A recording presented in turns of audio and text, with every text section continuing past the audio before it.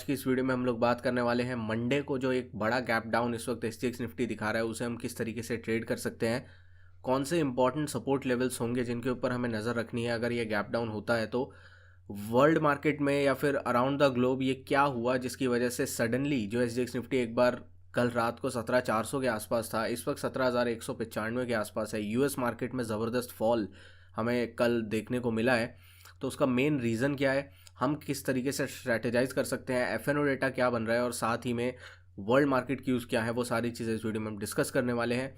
तो दोस्तों वीडियो शुरू करने से पहले चैनल को सब्सक्राइब कीजिएगा, बेल आइकन को दबाइएगा और इस वीडियो का लाइक हम रखते हैं 4000 लाइक्स, जो कि आप पूरा कर ही देंगे।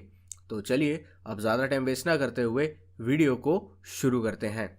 देखिए, सबसे पहली चीज़ हम वर्ल्ड मार्केट की बात कर लेते हैं क्योंकि उसी की वजह से ये मेन रीज़न है जो हमें गैप डाउन देखने को मिल रहा है। इंडेक्स फ्यूचर्स की अगर हम यहाँ पे बात करते हैं और अराउंड द ग्लोब देखें, डाउ जोन्स 450 पॉइंट का कट, S&P लगभग 2% का कट और नैस्डैक लगभग 3% का कट, 450 पॉइंट का कट। बाकी अगर आप एशियन फ्यूचर्स अगर आप देखें तो निकाई के एशियन फ्यूचर्स 700 पॉइंट डाउन है, 3% का कट हमें जो है वो देखने को मिल रहा है। और SGX निफ्टी अभी जो गैप डाउन दिखा रहा है वो केवल 1% का दिखा रहा है। तो आप देख सकते हैं कितना बड़ा एक पैनिक फॉल जो है वर्ल्ड मार्केट में देखने को मिला। और ये क्यों देखने को मिला, कल रात को 12:30 बजे तक सारी सिचुएशन बिल्कुल क्लियर थी, अंडर कंट्रोल थी, लोअर लेवल से डाउ जोन्स में बाइंग आ रही थी, नैस्डैक भी बहुत सही चल रहा था। बट देन सडनली हमें देखने को मिला यूएस के जो वाइट हाउस है वहाँ से एक बयान आया कि यूक्रेन टेंशन पे Russia invasion could begin any day. इसका मतलब क्या है कि रशिया किसी भी वक्त यूक्रेन के ऊपर इन्वेजन कर सकता है, अटैक कर सकता है। ये यूएस ने वार्न किया अपने सिटीजन्स को और उसके बाद यूके के जो बयान आए, यूके ने भी सेम चीज़ बोली कि रशिया जो है वो इन्वेजन कर सकता है। तो इस वजह से एक पैनिक सिचुएशन क्रिएट हुई, क्रिप्टो सेल ऑफ हुआ, वर्ल्ड मार्केट में सेल ऑफ हुआ और हर टाइप के हर तरीके के इंडाइसिस जो हैं उसमें हमें गिरावट जो है वो देखने को मिली है। तो ये चीज़ हमारा वर्ल्ड मार्केट क्यूज़ से जो है वो मिलता है। तो अब हमें क्या करना चाहिए, सबसे पहले निफ्टी की बात कर लेते हैं। देखिए, निफ्टी बंद तो हुआ है अच्छे नोट पे, मतलब पूरे दिन साइडवेज रहा, एक रेंज बना दी निफ्टी ने। अब रेंज के ब्रेकडाउन या ब्रेकआउट पे हमें ट्रेड लेना था, जो कि एक ईजी प्लान होता, सब लोगों के दिमाग में वो प्लान था। बट ऐसा कुछ हुआ नहीं, मतलब अभी की सिचुएशन के हिसाब से ऐसा कुछ दिख नहीं रहा है। तो मान लीजिए कल मार्केट गैप डाउन ओपन होता है according to the SGX Nifty लगभग 150 पॉइंट का नीचे, तो कौन सा इंपॉर्टेंट लेवल है जिसके नीचे मैं शॉर्ट करना चाहूँगा? क्या गैप डाउन हो जाएगा, गैप डाउन होते ही मैं शॉर्ट करने लगूंगा क्योंकि कुछ मेरे को डेटा पॉइंट्स ऐसे दिखाई दे रहे हैं वो जो है ट्रिगर कर सकते हैं एक सेल ऑफ, या फिर मैं थोड़ा वेट करूंगा और कुछ क्रिटिकल लेवल्स जो हैं उनका वेट करना मैं ज़्यादा प्रेफर करूंगा। अगर मैं अपना बताऊं तो मैं लेवल्स का वेट करना ज़्यादा प्रेफर करूंगा क्योंकि कुछ इंपॉर्टेंट सपोर्ट्स के पास हमें यह गैप डाउन होता हुआ दिखाई दे सकता है। उससे पहले हम लोग देख एक चीज़ जो एफएनओ डेटा बता रहा है, क्लाइंट्स बुलिश होके गए हैं, FIIs नेट बेरिश गए हैं, प्रोज मिक्स्ड गए हैं, मोस्टली बेरिश, और DIs की पोजीशन नेग्लिजिबल है। बट ओवरऑल अगर हम देखें तो FIIs हर तरफ चौतरफा बिकवाली करके गए हैं। कैश मार्केट में सरप्राइजिंगली 100 करोड़ की एक खरीदारी हमें देखने को मिली FIIs की तरफ से। बट ओवरऑल FNO में चाहे वो इंडेक्स कॉल्स हो, इंडेक्स फ्यूचर्स हो, स्टॉक फ्यूचर्स हो जो कि उन्होंने दोबारा कम किए हैं, और पुट्स हैं, वो सब ऐड करके गए हैं। तो गैप डाउन पे उनको एक अच्छा प्रॉफिट हो सकता है, इसलिए गैप डाउन पे इमीडिएटली सेल करना ज़्यादा सजेस्ट मैं नहीं करूंगा क्योंकि पहले से ही अगर बेरिश पोजीशन बिग मनी बना के गई है तो मोस्ट प्रोबेबली वो इतना बड़ा गैप डाउन अगर उन्हें मिलता है तो वो लोग क्या करेंगे, एक बार पोजीशन बुक करने की कोशिश करेंगे। बट फिर भी कुछ पॉइंट्स जो मैं आप लोगों के साथ शेयर करना चाहता हूँ वो निफ्टी में इंपॉर्टेंट लेवल्स जिसके नीचे हो सकता है ये सेल ऑफ और एक्सटेंड होता हुआ दिखाई दे। तो उसके लिए अगर हम चार्ट पर जाते हैं, सबसे पहले देखिए यहाँ पे निफ्टी ने 5 मिनट टाइम फ्रेम पे एक इन्वर्स हेड एंड शोल्डर बनाया है, ठीक है। इस इन्वर्स हेड एंड शोल्डर में मार्केट ने क्या किया है, 2 बार इस लेवल के ऊपर जो है वो जो है सपोर्ट लिया है। ये कौन सा लेवल है, 17,120-25 का level.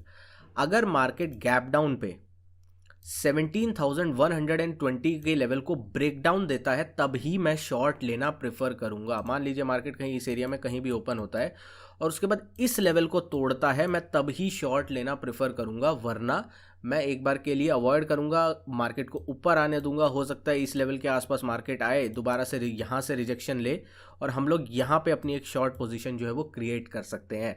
That would be plan. ठीक है, तो ये प्लान होगा। ये बीच का एरिया है, इस एरिया के बीच में कहीं भी मार्केट ओपन होता है, हो सकता है थोड़ा साइडवेज एंड चॉपी में ये लोग मार्केट को रखें ऑपरेटर्स, और मार्केट कहीं भी ना जाए।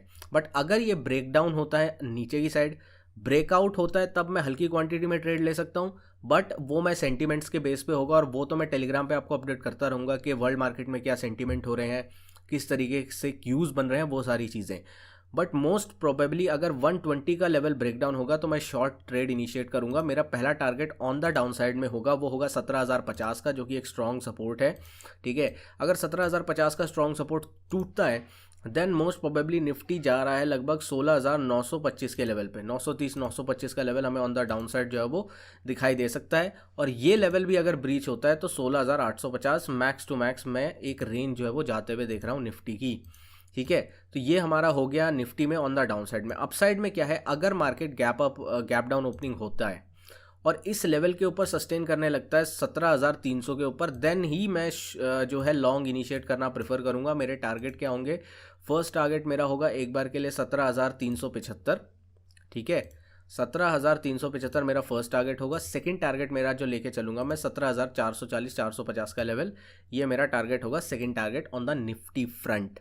ओके, अब बैंक निफ्टी की बात कर लेते हैं। देखिए बैंक निफ्टी में उसके लिए अगर हम ऑप्शन चेन डेटा भी एक बार देख लेते हैं, निफ्टी की जो मैं बात कर रहा था, देखिए निफ्टी में अगर मार्केट गैप डाउन होता है तो 29 लाख के आसपास जो ये पुट राइटर्स हैं 17,400 पे, 24 लाख के आसपास जो पुट राइटर्स है 17,300 के ऊपर, और ये सारे लोग लगभग 50-60 लाख के आसपास जो पुट राइटर्स हैं ये ट्रैप हो जाएंगे, और ये लोग मार्केट को और नीचे लाने में मदद करेंगे। तो ये एक दिक्कत वाली बात हो जाएगी। यही डेटा अगर मैं बैंक निफ्टी में देखता हूँ, ठीक है, बैंक निफ्टी में अगर मैं डेटा देखता हूँ तो अगर 38,500 के नीचे मार्केट ओपन होता है तो 11 लाख पुट राइटर्स, लगभग 11 लाख पुट राइटर जो पोजीशन बना के गए हैं इस उम्मीद में कि मार्केट गैप अप ओपन होगा या फिर ऊपर की साइड जाएगा, ये लोग ट्रैप हो जाएंगे, ये लोग ट्रैप में फंसेंगे, और ये लोग मार्केट को और नीचे लेके जाएंगे। और कुछ इंपॉर्टेंट सपोर्ट जो कि 38,000 के आसपास है, जहाँ पे 10 लाख का ओपन इंटरेस्ट बना हुआ है, यहाँ पे दिक्कत ये लोग देंगे, पुट राइटर्स पोजीशन कटने का डर इनका बना रहेगा।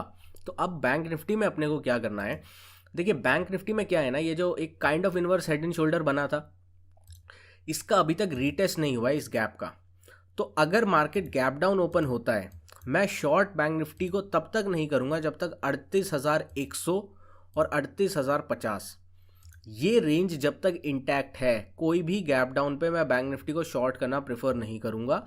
अगर मान लीजिए गैप डाउन होने के बाद बैंक निफ्टी 38,050 के लेवल को ब्रेक कर देता है, ठीक है, तो मैं बैंक निफ्टी को शॉर्ट करूंगा। मेरा पहला टारगेट क्या होगा, फर्स्ट टारगेट मेरा जो होगा वो होगा एक बार के लिए 37,800 से लेकर 37,700। ठीक है, ये एक रेंज होगी मेरी बैंक निफ्टी को लेकर जहां मैं इसे शॉर्ट करूंगा, तो ये मेरे टारगेट्स होंगे।